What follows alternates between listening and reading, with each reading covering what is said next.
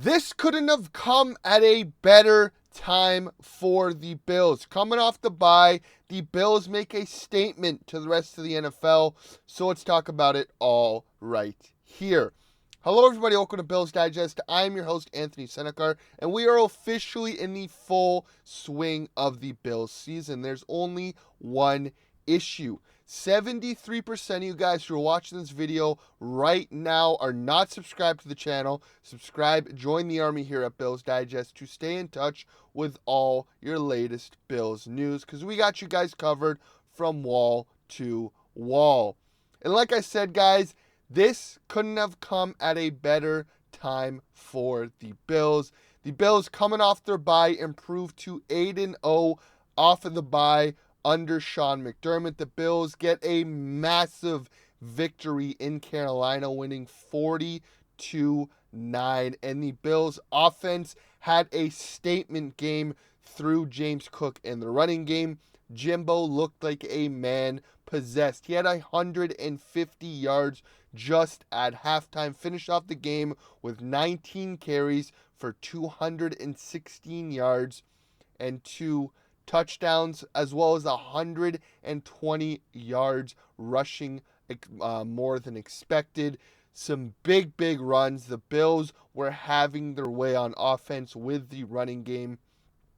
Josh still looked a little funky in that first half. Finished off the day with 12 of 19 for 156 yards through the air. A lot of those yards came from Khalil Shakir, who finished off the day with 6 for 88 and 1 touchdown on a massive screen pass that went the distance.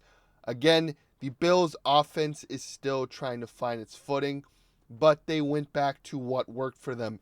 They relied on Jimbo and the running game, and it worked out spectacularly for them. Coming into this game, the Carolina Panthers defense, or rush defense, should I say, was top 10 in the league, and the Bills went at them right away and dominated them in the trenches and in the running game, which was good to see. But again, there are still signs of issues in the passing game.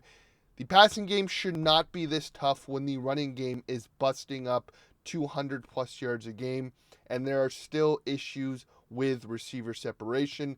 Josh is holding on to the ball, trying and hoping that a receiver will get open. On a sack that he gave up, he was holding the ball for 10 seconds, and a receiver was not able to get open.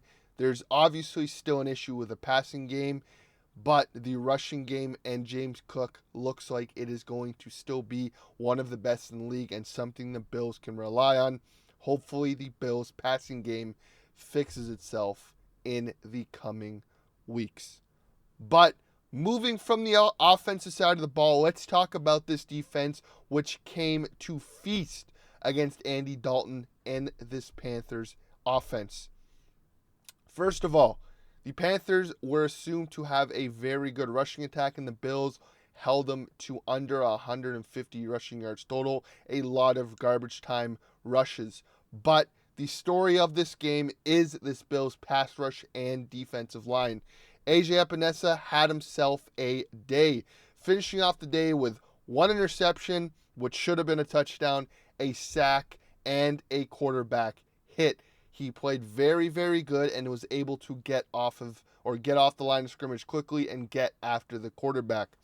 But the big story of the day was that of Michael Hoyt, who came off of the suspension list and had himself a day and a half. Finished off the day with a sack and a half, a quarterback hit, and a solo tackle, but led the way in pass rush stats.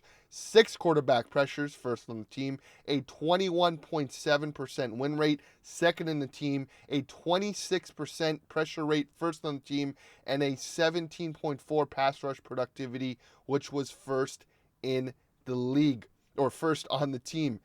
He looked phenomenal against the Panthers. Look at this, getting pressure instantly and allowing the rest of the defensive line to get pressure. He is going to be a key contributor to the Bills coming into the rest of the season. He was getting pressure at a team-leading rate. He was a chess piece, winning inside and outside. You're seeing they were moving him around, moving him to the center, to the guard. Again, also making big stops in the run. He looked very, very good, and I'm very excited to see what happens with him for the rest of the season. This is another chess piece that Sean McDermott and Bobby Babich can use to get after the quarterback. The Bills had 7 sacks in the game, and a big part of that was being able to move Hoyt around and get pressure in different scenarios through the game. On top of that, another man coming back from injury, Ed Oliver, looked phenomenal, was getting interior pressure. On his 1 sack that he had in the game, it came from Hoyt running a stunt with him, which allowed Ed Oliver to come in unblocked and unguarded, and he looked like a man possessed as well. The only issue is he left the game early with a pec injury, and it does not look good. Leaving the locker room, his hand was in a sling, and he did not return back to the game. So we will see what that happens on that side of the ball with Ed Oliver. Hopefully it's good news, but we will get later information later this week. On top of that, earlier this week, the Bills announced that that Taylor Rapp would be moving to IR, and a lot of us assumed that Jordan Poyer would take the starting safety role. Well, it looks like a player we forgot about might be taking that starting safety role. The Bills using Poyer on early downs and 3rd and short, and Hancock in down and distance. Again, it looks like Hancock was getting worked into passing downs, obvious passing situations, so we'll see what the Bills do at the safety position, but it was noticeably better. It might have been addition by subtraction with moving Rapp to IR and allowing Hancock and Poyer to kind of rotate in. On top of that, Mad Max made his debut and looked very good. No one talked about him, which is always a good sign. Him and Trey White were rotating in and out, so luckily reinforcements at the right time for this Bills secondary, and I think that was a key part of why this pass rush was able to eat so much and feast, was that of the secondary was in a better position than they were in previous weeks. And a final note on the Bills defense, we had very interesting news coming out post-game from head coach Sean McDermott. It looks like Sean McDermott and Bobby Babich were splitting the play calling duties. And again, in previous years, when Sean McDermott becomes the play caller, the Bills defense goes up like this. Speaking to the media post-game, Bobby and I have done it together. We really have, and that'll continue. So Bobby's a great coach. We've done it together, and we'll continue to do it together. It looks like Sean McDermott is taking the play calling duties with Bobby Babich and attacking it together. And I think this was an area of concern going into the bye. And it looks like the Bills did some self-scouting, figured it out by themselves, and internally agreed McDermott and Bobby Babich got to call this defense together. In previous years, let's not forget when the Bills and Sean McDermott took over the play calling duties for the defense, the Bills defense was a top 10 defense in the league. Sean McDermott is a phenomenal defensive coordinator, and I think that this is the right track and what the Bills got to do with this defense when push comes to shove, take over the play calling duties, and the defense looked like a completely different defense. So we will see what that looks like next week against the Kansas City Chiefs, as that will be kind of a real reality check and test to see what this defense looks like. But I am super excited of the addition of Hoyt.